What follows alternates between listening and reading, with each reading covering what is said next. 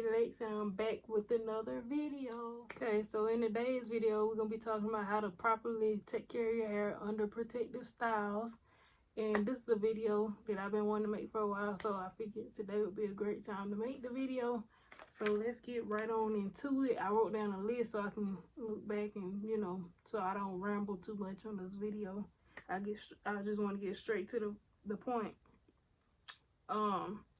First of all, we're going to talk about how long you should leave in protective styles. I guess depending on the style, but I don't suggest leaving any style in longer than 3 months. I don't really know any styles that will actually, as far as braids, I don't think no braids. I mean, I'm sure they'll last, but 3 months is a very long time, and they're going to be looking really rough, by the time you get 3 months. So that's what I'm saying, like, don't leave it in longer than 3 months, like 3 months tops. If you want to leave it in, if you spend a lot of money and you want to leave it in and get your wear out of it, 3 months tops. And I say 3 months tops because your hair I've seen people leave their hair in for months, sometimes even years, and get molding and matting and all kind of stuff in their hair. Like, yeah, this just not what you want to do. I know a lot of people believe that your hair grows when it's dirty. Your hair will be plenty dirty in 3 months, so it don't go longer than 3 months, because it goes from just being a little flaky and dirty to being just straight up filthy after that, because it's just like so much buildup. I don't suggest leaving anything in longer than 3 months. And as far as wigs too, I know a lot of people like to leave their hair braided up under their wigs. So I also say 3 months for that too. No longer than 3 months. For me personally, the longest I ever left in a protective style was like 2.5 months. And yeah, that's probably the farthest I would go, but 3 tops, yeah, protective styles are great for your hair, but you can't just leave your hair just unattended for that long period of time, because like I said, it's gonna cause molding and matting, and you definitely don't want that. Like, that's gonna set you completely back. Yes, you want your hair to grow. No, you don't want to get molded and matted. And also, just take care of your hair. Make sure you watch. I'm gonna get into all the tips.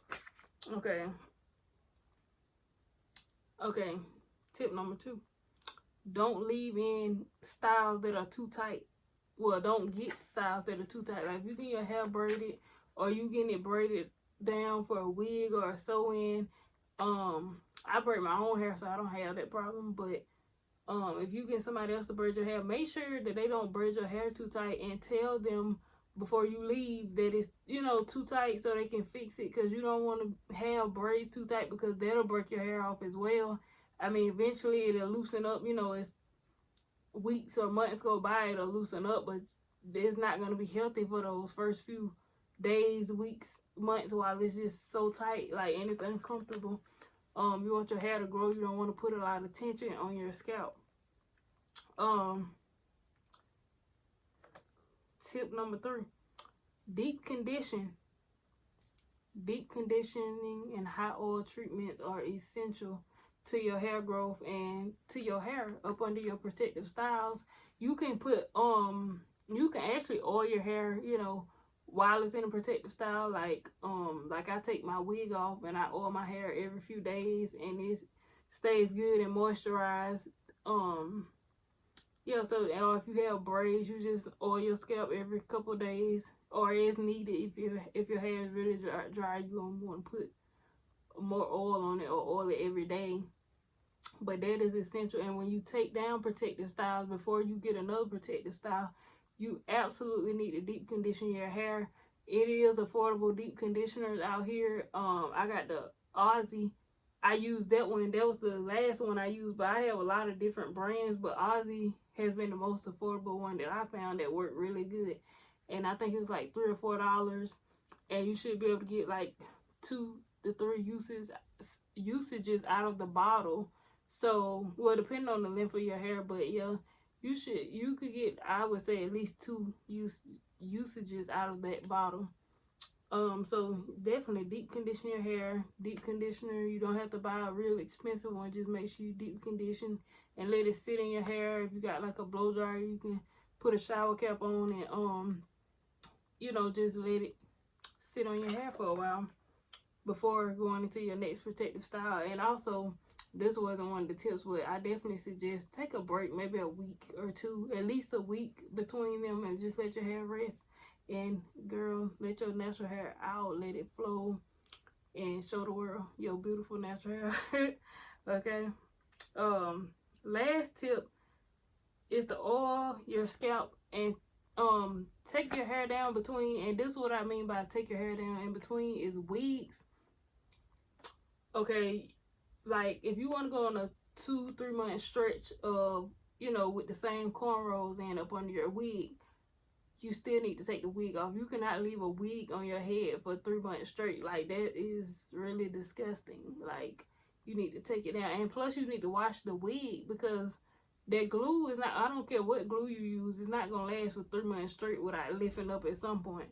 So, yeah, when that glue lift up, you need to wash the wig and get that build up from around there. Even the got to be, because I use got to be most of the time. I did use boho once on a wig, and I did like it. It lasted for about 2 weeks, but that's probably the longest I would go without taking my wig off. It's like 2 weeks, and it was really irritating during those 2 weeks, because it's like my scalp itches a lot. And with a wig on, you can't get to it. Now, this one you can, but I didn't glue this one down. It was another wig that I did with the boho. And I couldn't get, like, up under the wig to scratch my scalp, y'all. Whew. I don't see how people do it, just wearing wigs for extended months and weeks at a time. I can't do it. Like, I'm like one of those girls that like to take their wig off every night. But you don't have to do that. You know, if you just want to leave it on, cool. But at least every 2 weeks, or at least once a month, like, come on, just take the wig off, oil your scalp, and, you know, yeah, just take it off, oil your scalp, and wash the wig, because that's why some frontals look really messed up, because it has a lot of buildup from glue and stuff on there. And I may do a video on that, like how I wash them, but I'm gonna just tell y'all for the sake of this video, just get some boiling hot water, put it into like a little container, and let it soak in there. And then you get some, you know, you can get a fine tooth comb and just like scrub, and the gel will come off, and you can put shampoo on it, you know, wash it. But don't do it, like, get the boiling hot water, sit it in there, and let it sit in there for like an hour and some change till the water cool down. Then when the water cool down, you can go back and wash it. Yeah, and that'll get all that build up off of it. Yeah, so that's the main tips that I want to tell y'all. I could go a little more in-depth, but I'm not. You know, if y'all would like a more in-depth video, or if y'all would like me to show y'all, I did do it under my wig hair care routine. So I guess I could do another video similar to that, but more in detail maybe. So yeah, I hope you guys like this video. Make sure you like, comment, and subscribe, and let me know if you found this information useful, because we're all trying to grow beautiful hair up under these wigs. That's my goal anyway, is to have, you know, my hair grow healthy. I like the wigs, they cute or whatever, but my main focus is my natural hair. So make sure you like, comment, and subscribe. Peace.